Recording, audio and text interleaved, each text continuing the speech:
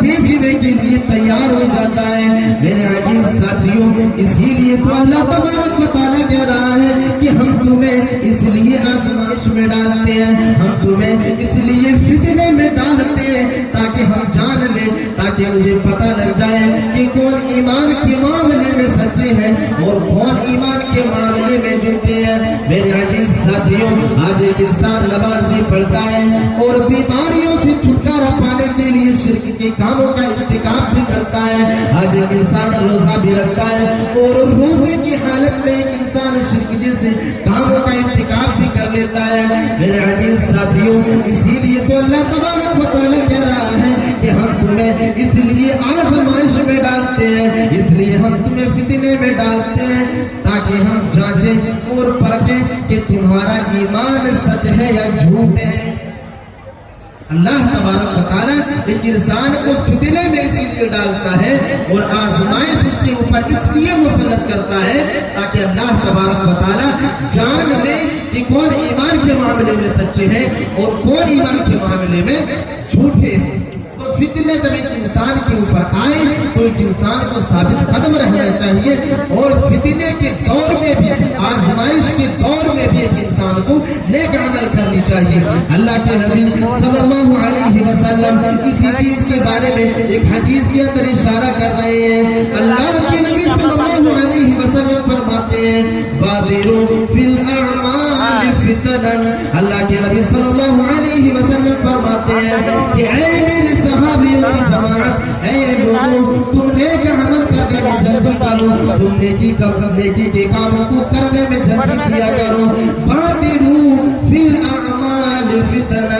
یہاں تک کہ تمہارے معاشرے کے اندر فتنہ ظاہر ہو جائے۔ اے لوگوں، تم نیک عمل کرنے میں جلدی کیا کرو، تم نیکی کرنے کے لیے جلدی کیا کرو، تم نیکی کے معاملے میں آگے رہا کرو۔ کہیں ایسا نہ ہو کہ تمہارے معاشرے کے اندر فتنے کا بول بالا ہو جائے، کہیں ایسا نہ ہو کہ تمہارے معاشرے کے اندر فتنے اپنے جڑیں مضبوط کر لے۔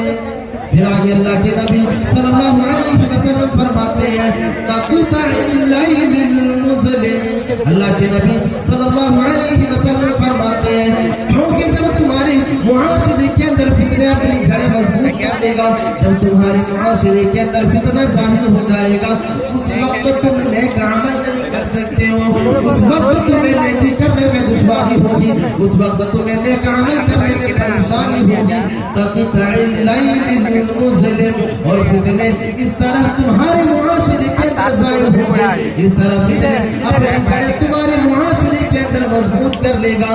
جس طرح رات کی تاریکی میں اندھیرا چاروں طرف چھا جاتا ہے، بالکل اسی طرح فتنے تمہارے معاشرے کے اندر چھا جائیں گے۔ جیسے ایک انسان رات کی تاریکی میں اپنے گھر سے نکلتا ہے، جیسے ایک انسان رات کے اندھیرے میں اپنے گھر سے نکلتا ہے تو اس کو اپنی چاروں طرف جو ہے اندھیرا ہی اندھیرا نظر آتا ہے، بالکل اسی طرح جب تم نیک عمل کرنے کے لیے نکلو گے تو تمہارے چاروں طرف جو ہے فتنے ہی فتنے نظر آئیں گے، تمہارے چاروں طرف جو ہے فتنے ہی فتنے نظر آئیں گے۔ اس لیے تم نیک عمل کرنے میں جلدی کرو اور نیک عمل کرنے کے معاملے میں آگے رہا کرو۔ پھر اللہ کے نبی صلی اللہ علیہ وسلم اسی حدیث کے اندر بیان کرتے ہیں کہ فتنے اس طرح تمہارے معاشرے کے اندر چھا جائے گا، فتنے اس طرح تمہارے معاشرے کے اندر گھر کر لے گا، فتنے اس طرح تمہارے معاشرے کے اندر پھیل جائے گا کہ ایک انسان صبح کے وقت مومن ہوگا لیکن شام ہوتے ہوتے وہ انسان کافر ہو جائے گا۔ یصبح الرجل مؤمنا ویمسی کافرا، فتنے اس طرح تمہارے معاشرے کے اندر چھا جائیں گے، فتنے تمہارے معاشرے کے اندر اس طرح اپنی جڑیں مضبوط کر لے گا کہ ایک انسان شام کے وقت جو ہے کافر ہو جائے گا، وہ انسان صبح کے وقت تو مومن ہوگا، مومن بن کر کے اپنے گھر سے نکلے گا، لیکن شام کے وقت جب وہ آدمی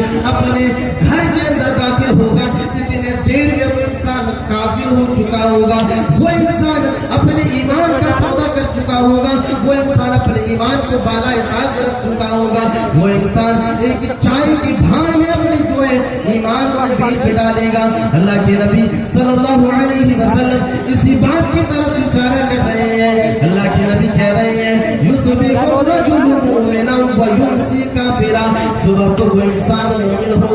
لیکن شام ہوتے ہوتے وہ آدمی کافر ہو جائے گا، شام ہوتے ہوتے وہ آدمی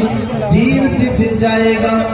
میرے عزیز ساتھیوں، اسی حدیث کے اندر آگے اللہ کے نبی صلی اللہ علیہ وسلم فرماتے ہیں وَيُمْسِي مُؤْمِنًا وَيُصْبِحُ كَافِرًا، جس طرح صبح کے وقت ایک انسان مومن ہوگا اور شام کے وقت کافر ہو جائے گا، اسی طرح کچھ لوگ بھی ہوں گے جو شام کے وقت مومن ہوگا، جو رات کے وقت وہ انسان مومن ہوگا، لیکن صبح ہوتے ہوتے وہ آدمی کافر ہو جائے گا۔ وہ آدمی 12 گھنٹے بھی اپنے ایمان کی حفاظت نہیں کر سکے گا، وہ انسان اسے دنیا کے اندر ایسے فتنوں سے سامنا پڑ جائے گا، ایسی چیزیں اس کے سامنے آ جائے گی کہ وہ انسان ان چیزوں سے بچ نہیں پائے گا، ان فتنوں سے بچ نہیں پائے گا، اور وہ انسان اپنے ایمان کا سودا کر لے گا، اور وہ انسان جو مومن ہوگا وہ آدمی صبح تک کافر ہو جائے گا، وہ آدمی صبح تک کافر ہو جائے گا۔ اور آج ہمارے معاشرے کے اندر اس کا جیتا جاگتا ادھارن موجود ہے۔ سماج کے اندر، معاشرے کے اندر کتنے ایسے لوگ آپ کو ملیں گے جو انسان نماز بھی پڑھتے ہیں اور شرک کا ارتکاب کرتے ہیں۔ فتنوں میں سب سے بڑا فتنہ آج ہمارے سماج اور معاشرے کے اوپر شرک کا فتنہ ہے، اور اسی شرک نے نہ جانے آج کتنے مسلمانوں کے ایمان کو جو ہے ڈگمگا کر کے رکھ دیا ہے، کتنے ایسے انسانوں کے ایمان کو تباہ و برباد کر کے رکھ دیا ہے۔ ایک انسان جانتا ہی نہیں ہے کہ یہ چیز شرک ہے، ایک انسان نماز بھی پڑھتا ہے اور شرک کے کاموں کا ارتکاب بھی کرتا ہے۔ اللہ کے نبی صلی اللہ علیہ وسلم کے بارے میں اللہ تبارک و تعالیٰ نے قرآن مجید کے اندر ارشاد فرمایا، اللہ تبارک و تعالیٰ نے شرک جیسے جراثیموں کو، شرک جیسی غلاظت کو کس چیز سے جوڑا ہے۔ اللہ کے نبی صلی اللہ علیہ وسلم سے اللہ تبارک و تعالیٰ کہہ رہے ہیں کہ اے میرے نبی، اگر آپ بھی شرک کرتے تو ہم آپ کی جو ہے نیکیوں کو برباد کر دیتے، ہم آپ کے نیک عمل کو برباد کر دیتے۔ میرے عزیز ساتھیوں، یہ کتنا بڑا فتنہ ہے، اس بات سے اندازہ لگائیں، اس بات کے اوپر غور و فکر کرنے کی کوشش کریں، یہ شرک کتنا بڑا فتنہ ہے۔ آج جب ایک عالم اسٹیجوں سے، آج ایک مولوی جب مسجد کی میناری سے جو ہے اور منبر رسول سے شرک کے اوپر گفتگو کرتا ہے، تو ایک آدمی طرز کرتا ہے کہ یہ تو اہل حدیث علماء ہیں جو شرک کے اوپر ہی گفتگو کیا کرتے ہیں۔ میرے عزیز ساتھیوں، اگر اہل حدیث علماء لوگوں کو شرک سے روکنے کی کوشش کرتا ہے، لوگوں کو شرک سے بچانے کی کوشش کرتا ہے، تو واحد ریزن یہ ہے کہ اللہ تبارک و تعالیٰ نے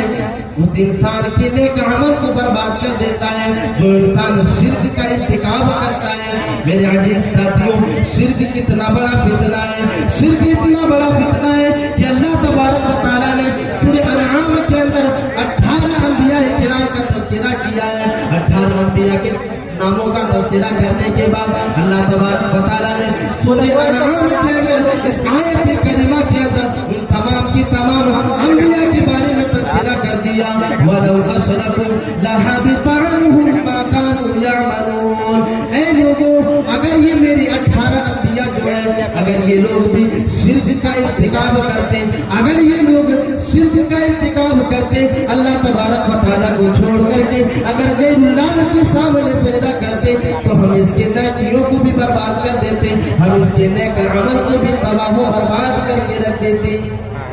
اللہ تبارک و تعالیٰ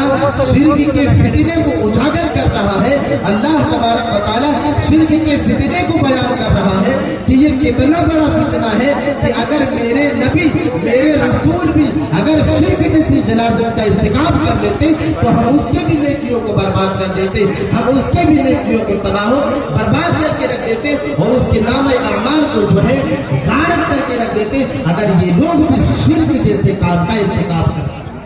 میرے عزیز ساتھیوں، آپ اندازہ لگائیں، اللہ تبارک و تعالیٰ شرک کے فتنے کو بیان کر رہے ہیں۔ پھر اللہ کے نبی صلی اللہ علیہ وسلم مرض موت میں مبتلا ہے، آخری وقت ہے، اللہ کے نبی صلی اللہ علیہ وسلم اس دنیا کو چھوڑ کر کے جا رہے ہیں۔ حضرت عائشہ صدیقہ رضی اللہ تعالی عنہا بیان کرتی ہے کہ اللہ کے نبی صلی اللہ علیہ وسلم مرض موت میں مبتلا ہے، پریشانی کی حالت میں موجود ہے۔ ایسے حالت میں اللہ کے نبی صلی اللہ علیہ وسلم اپنی زبان سے یہ الفاظ ادا کرتے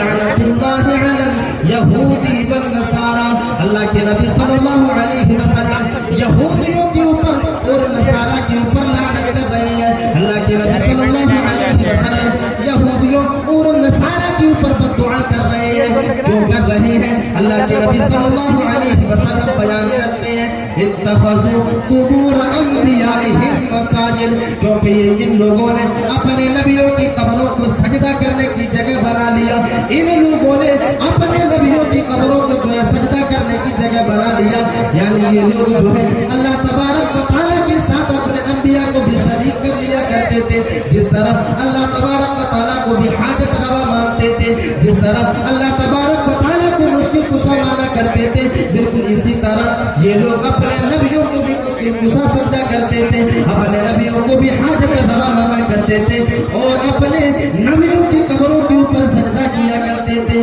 میرے عزیز ساتھیوں, شرک کے فتنے کا اندازہ لگائے اللہ کے نبی صلی اللہ علیہ وسلم اپنے آخری وقت میں بھی اپنے امتیوں کو تنبیہ کر رہے ہیں, اپنے امتیوں کو آگاہ کر رہے ہیں کہ اے لوگوں تم شرک کے قریب نہ جانا. پھر اللہ کے نبی صلی اللہ علیہ وسلم ایک دوسری حدیث کے اندر بیان کرتے ہیں, اللہ کے نبی صلی اللہ علیہ وسلم بیان کرتے ہیں اللہم لا تجعل قبری بصرا یعبد. اللہ کے نبی صلی اللہ علیہ وسلم کہتے ہیں کہ اے میرے رب, اے پروردگار عالم, میرے اس دنیا سے چلے جانے کے بعد, میرے اس دنیا سے جو ہے کوچ فرما جانے کے بعد, مجھے میرے وفات ہو جانے کے بعد, انتقال کر جانے کے بعد, اے میرے رب میری قبر کو سجدہ کرنے کی جگہ نہ بنا دینا, میری قبر کو جو ہے چراغاں کرنے کی جگہ نہ بنا دینا. میرے عزیز ساتھیوں, اللہ کے نبی صلی اللہ علیہ وسلم اپنے آخری وقت میں ان باتوں کے طور اشارہ کیوں کر رہے ہیں؟ اس لیے کر رہے ہیں